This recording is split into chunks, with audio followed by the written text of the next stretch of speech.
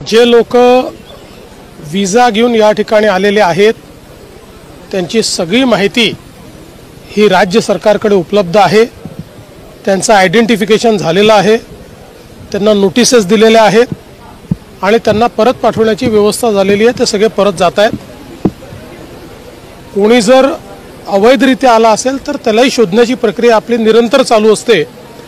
पण साधारणपणे ज्या प्रमाणात अवैध बांगलादेशी आपल्याला सापडतात त्या प्रमाणात अवैध पाकिस्तानी हे सापडत नाहीत। त्याच्यामुळे आता पहिला जोर हा आपला जे लोक या ठिकाणी विजा घेऊन आलेले आहेत त्यांना सगळ्यांना 48 तासात बाहेर काढायचं आहे।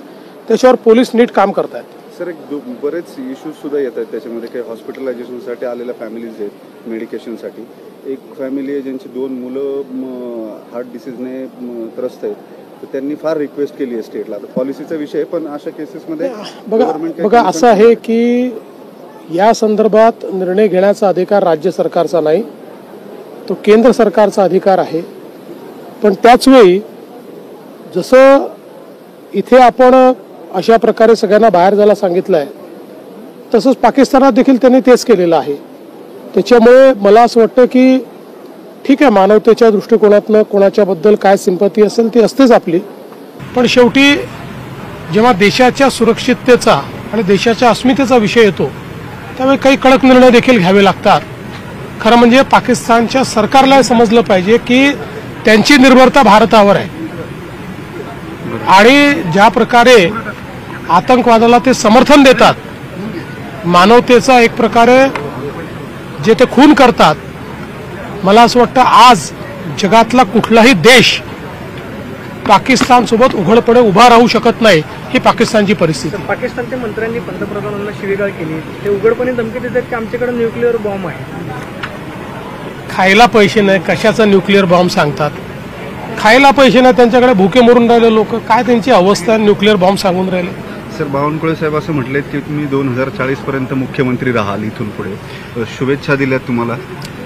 बावनकुळे साहेबांच्या जर बस चालला तर ते 100 वर्ष मला ठेवतील, पण रामदास कदम साहेब म्हटले त्याच्यावर 2080 पर्यंत राहू देत, आमच्या शुभेच्छा आहेत। पण त्यांच्या शुभेच्छा यातला फक्त मतितार्थ आपण समजून घ्या की या शुभेच्छा आहेत, माझ्या चांगल्या करताच्या शुभेच्छा। बाकी राजकारणामध्ये रोल बदलत असतात, ते बदललेही पाहिजेत, कोणी फार दीर्घकाळ राहत नाही। त्याच्यामुळे जेव्हा माझा रोल बदलायचा तेव्हा तो बदलेल। सर, संजय गायकवाड आणखी एक वक्तव्य केले तुमच्या खात्याशी संबंधित आहेत, पोलीस आहेत, ते जर नीट राहिले तर काहीच होऊ शकत नाही। त्यांनी शिवी वापरली आहे। खरं पोलिसांनी हरामखोरी सोडून दिली पाहिजे, राज्य सुतासारखं सरळ होईल एका मिनिटात वगैरे। मला असं वाटतं की पोलिसांच्या बद्दल असं बोलणं योग्य नाही आहे आणि मी स्वतः शिंदे साहेबांना सांगणार आहे की त्यांना कडक समज द्या, हे असं चालणार नाही, हे योग्य नाही आणि वारंवार जर ते असं बोलत असतील तर त्याच्यावर ॲक्शन घेतली जाईल। सर, पीडित आज तुम्ही पहलगाम हल्ल्यामध्ये जे मृत्युमुखी पडले त्या दोन्ही गणबोटे आणि जगदाळे कुटुंबियांची भेट घेतली, काय बोलणं झालं तुमचं? फार काळ तुमच्याकडेही शब्द नव्हते, कुणालनं तुम्हाला कपडे दाखवले रक्तानं माखलेले आणि अत्यंत हृदयद्रावक प्रसंग आहेत या दोन्ही। अतिशय भावूक अशा प्रकारचा हा प्रसंग होता। खरं म्हणजे सगळेच निशब्द होते आणि विशेषतः आसावरी जगदळे यांनी ज्या प्रकारे तिथलं वर्णन केलं, कारण त्या स्वतः त्या ठिकाणी होत्या, ते ऐकून अक्षरशः कोणाचंही मन हेलावून जाईल आणि कोणाचं रक्त पेटेल अशा प्रकारचं ते वर्णन त्या ठिकाणी होतं। खरं म्हणजे गणबोटे आणि जगदळे या परिवारासोबत जे काही झालंय ते अनाकलनीय अशा प्रकारचं आहे आणि मला असं वाटतं की त्यांच्या अनुभव त्यांचा ऐकल्यानंतर आतंकवादाशी लढण्याचा जो आपला निर्धार आहे तो अजून मजबूत झालेला आहे। आणि एक महत्त्वाचा मुद्दा, जगदाळे कुटुंबियांनीच त्यांच्या मिसेस ज्या आहेत प्रगती जगदाळेंनी, त्यांनी फिनान्शियल अडचणींच्या संदर्भात सुद्धा सरकारकडे अपील केली आहे। निश्चितपणे हे जे 6 परिवार आहेत यांना जी काही मदतीची आवश्यकता असेल राज्य सरकार ती करेल। धर्म विचारून गोळ्या घातल्या अशा पद्धतीचं सांगितलं होतं। पीडित कुटुंबांनी सुद्धा खरं तर ती व्यथा मांडली। शरद पवार असं म्हणाले की यातली सत्यता माहिती नाही। प्रकाश आंबेडकर सुद्धा असं म्हणाले की याच्यामध्ये 2 भाग आहेत, एक म्हणजे की धर्म विचारून गोळ्या घातल्या होय म्हणतात आणि एक जण म्हणतात की धर्म विचारून गोळ्या घातल्या का तर नाही।